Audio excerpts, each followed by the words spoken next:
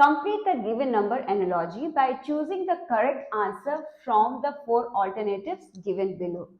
As 31 is to 69, similarly 351 is to what? So you need to find out this. Here you see 31, you can write it as 27 plus 4, and 27 is 3 cube. So this is 3 cube plus 4. Next you have is 69. 69 you can write it as 64 plus 5, and 64 is 4 cube plus 5. So similarly you need to find out for 351. So 351 you can write it as 343 plus 8.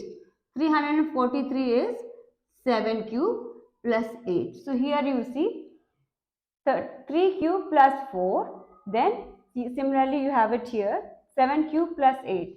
So 4 cube plus 5.